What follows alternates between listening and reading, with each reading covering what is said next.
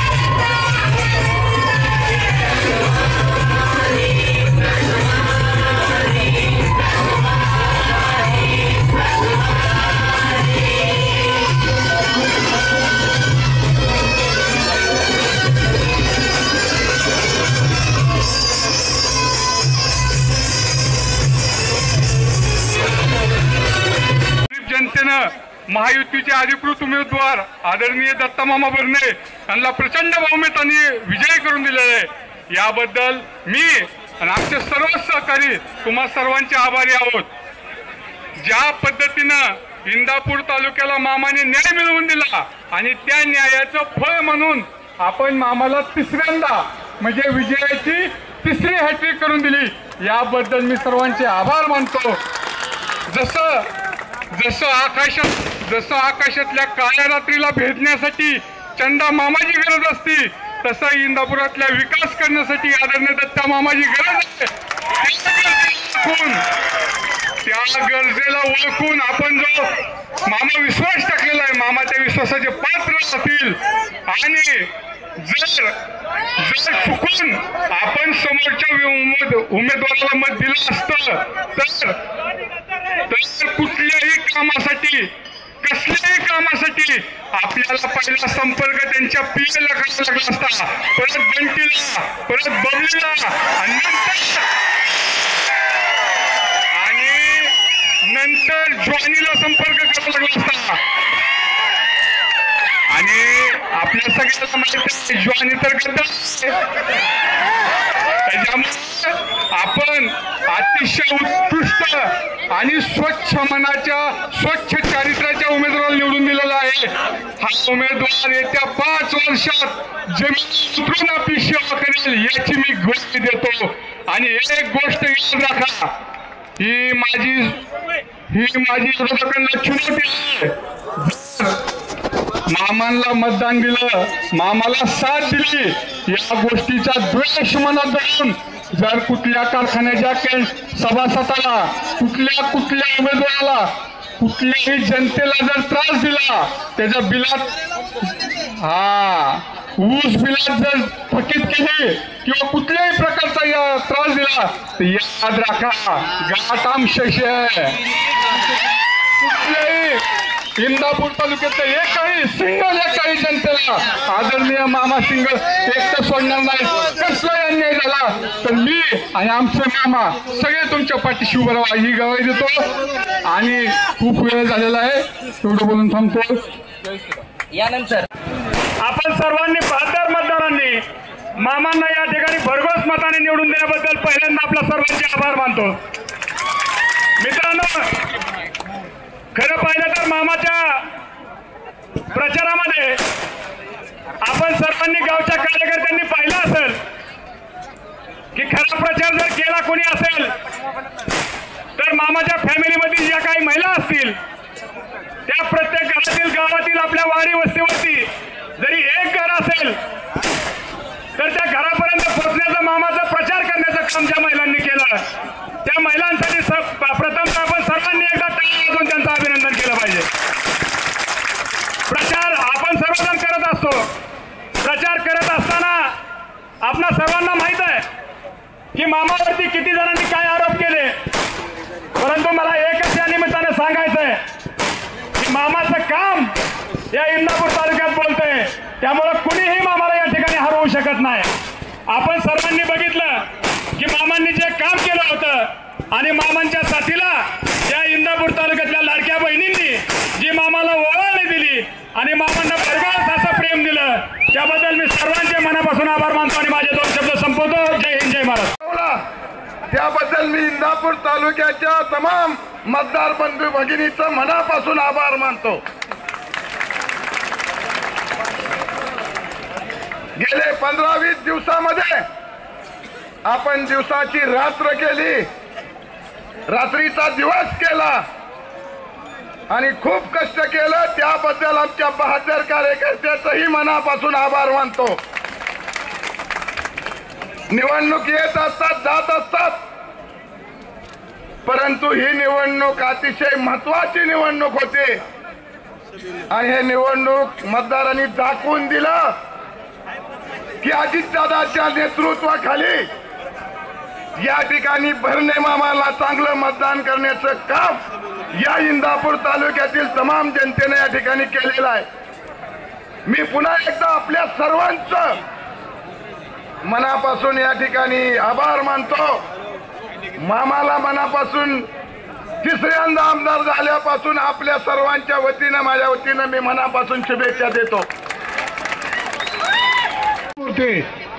तुम्हा सर्वांच्या मनातले असलेले लाडके आमदार जे आज परत एकदा तिसऱ्यांदा आमदार म्हणून विजयी झाले ते सन्माननीय दत्तामामा भरणे आता आपल्या समोर ज्यांनी मार्गदर्शन केलं ते तालुक्याचे अध्यक्ष मान्य हनुमंतरावजी कोकाटे, मान्य अप्पासाहेबजी जगदाळे, व्यासपीठावरती उपस्थित सर्व राष्ट्रवादी आणि मित्र पक्षांचे सहकारी आणि उपस्थित सर्व महायुतीचे घटक पक्षाचे सर्व पदाधिकारी, कार्यकर्ते, बंधूंनो आणि भगिनींनो, सर्वप्रथम आपल्या सर्वांच्या वतीनं आणि जिल्हा राष्ट्रवादी काँग्रेस पक्षाच्या वतीनं मी आपले विजयी उमेदवार दत्तामामा भरणे यांचं या ठिकाणी जिल्ह्याच्या वतीनं मनपूर्वक अभिनंदन करतो. हे अभिनंदन करत असतानाच या राज्याचे मुख्यमंत्री माननीय एकनाथजी शिंदेसाहेब, उपमुख्यमंत्री देवेंद्र फडणवीस साहेब, त्याचबरोबर आपल्या सर्वांचे लाडके राज्याचे उपमुख्यमंत्री आणि राष्ट्रवादी काँग्रेस पक्षाचे राष्ट्रीय अध्यक्ष तुम्हाला सर्वांचे नेते माननीय अजितदादा पवार साहेब या सर्वांच्या महायुतीतल्या सर्व घटक पक्षांचं या ठिकाणी मनापासून अभिनंदन करतो. कारण राज्यामध्ये महायुतीची सत्ता यांनी या ठिकाणी आणलेली आहे. आज तुमच्या सर्वांच्या प्रयत्नातून, तुमच्या सर्वांच्या सहकार्यातून आज या ठिकाणी दत्तामामा भरण्यांचा विजय हा साकार झालेला आहे आणि आज आपण सर्वजण अभिनंदनाला पात्र आहात. तुमचे प्रयत्न हे टोकाचे झाले, ते यशस्वी झाले म्हणून दत्तामामा भरणे या ठिकाणी निवडून आलेले आहेत. मी दत्तामामा भरण्यांचं अभिनंदन करत असताना त्यांच्या कुटुंबाचं देखील मनापासून या ठिकाणी अभिनंदन करतो. मामी असेल, मुलगा असेल, सर्वच कुटुंब असेल, हे सर्व कुटुंब आणि जवळचा मित्र परिवार यांनी ज्या पद्धतीनं काम केलं त्या सर्वांचं कॉन्ट्रीब्युशन मामांच्या विजयामध्ये निश्चित आहे. तसंच राष्ट्रवादी काँग्रेस पक्षाचा तालुका अध्यक्ष म्हणून हनुमंतराव कोकाटे यांचं विशेष अभिनंदन करतो. कारण त्यांनी राष्ट्रवादी काँग्रेस पक्षाच्या अध्यक्षाची कमान हे अत्यंत चांगल्या पद्धतीनं तालुक्यामध्ये सांभाळली आणि त्या कारणानं एक उत्कृष्ट टीमवर्क या ठिकाणी झालं आणि त्या टीमवर्कच्या प्रयत्नात आजचा विजय हा साकार झालेला आपल्याला पाहायला मिळतो. बंधू आणि भगिनींनो, आजच्या प्रचार सभेसाठी उपस्थित असलेले आदरणीय दादा अप्पासाहेब आरपीआय गटाचे संजयराव सोनवणे, मामा पोळ मामा, सर्वच भारतीय जनता पार्टीचे सगळेच पदाधिकारी, शिवसेनेचे सगळेच पदाधिकारी, दादा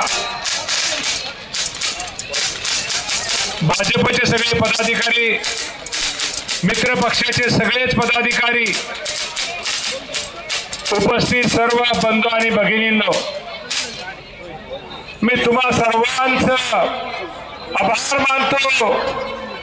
आभार मानताना माझ्या आयुष्यामधला एक खूप महत्वाचा क्षण, या क्षणामध्ये तुम्ही मला खूप मोठी साथ दिली, त्याबद्दल तुम्हा सर्वांचं प्रत्येक हात मागतो.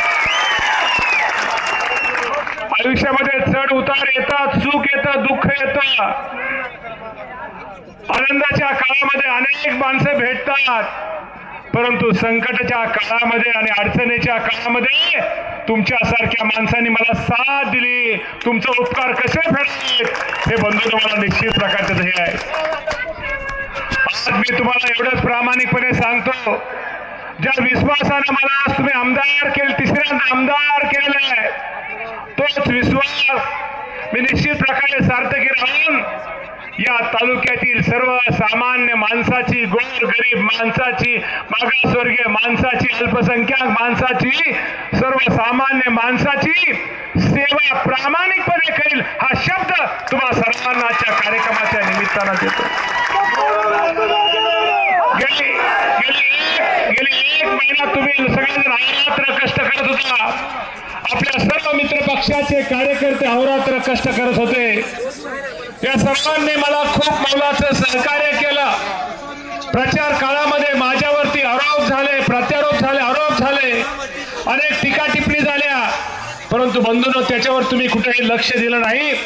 आणि बंधूंनो आज तुम्ही खूप मोठा विजय, एक ऐतिहासिक विजय तुम्ही माझा केलेला आहे. या कामी हे निर्णय मगाशी दादाने सांगितलेली गोष्ट खरी आहे की जी सरकारने योजना आणली लाडकी बहीण, या बहिणींचा सुद्धा आपल्या सगळ्यांना खूप मोठा फायदा झालेला आहे. त्याबद्दल या राज्याचे मुख्यमंत्री एकनाथजी शिंदे साहेब असतील, उपमुख्यमंत्री देवेंद्रजी फडणवीस साहेब असतील, दुसरे उपमुख्यमंत्री अजितदादा पवार साहेब असतील, या सर्वांचं मानावे तेवढे आभार थोडे. तेव्हा मी आज काय जास्त बोलणार नाही, कारण का उशीर झालेला आहे. मला तुम्हाला एकच कळकळीची विनंती करायची आहे. तुम्ही सगळ्यांना मी पाहिलेलं आहे, तुम्ही सगळ्यांचं मी परत नंतर आपण भेटणार होतो. आता परत कुठेही आपल्या गावामध्ये आभाराची सभा होणार नाही. आपल्याला काम करायचंय, कुठेही आपल्याला काम करायचंय. कुठेही माझ्या सत्कार समारंभामध्ये मी तुम्हाला प्रामाणिकपणे सांगतो, मी सत्कार समारंभ कधी माझ्या आयुष्यामध्ये थोडं कमी करणार किंवा टाळणारा माणूस आहे. ते टाळणारा म्हणण्यापेक्षा घ्यायला मला अडचण नाही, पण विनाकारण तुमचा वेळ किंवा विनाकारण तुमचं जाऊ नये. तो सत्कार समारंभ आज झाला, उद्यापासून कुठे सत्कार समारंभाच्या भानगडीत न पडता, आभाराच्या भानगडीत न पडता आपण आपल्या गावामध्ये चांगल्या प्रकारचं काम करा. आणि येणाऱ्या निवडणुकीमध्ये आपण आपला पक्ष, मित्रपक्ष या सर्वांना कसं चांगल्या प्रकारचं भविष्यामध्ये यश येईल यासाठी आपण सर्वांनी प्रयत्न करावे ही पण विनंती करतो. आणि आपण उशीर झालेला आहे. गाड्या गुड्या मगाशी दादाने सांगितल्याप्रमाणे शिस्तीमध्ये आपल्या गाड्या घरी न्या, कुठेही गडबड गोंधळ करू नका, गाडीचं स्पीड अजिबात वाढवू नका. आता आपण कुणावरती टीका टिप्पणी अजिबात करू नका. आपला विजय झालेला आहे, ह्याने असं केलं, त्याने तसं केलं, त्यांनी मत दिलं नाही, असं कधी बाबांनो काय करू नका. राजकारणामध्ये निवडणुका येत असतात, जात असतात, त्यामुळे असं कोणाला काय वेडवाकडं बोलू नका.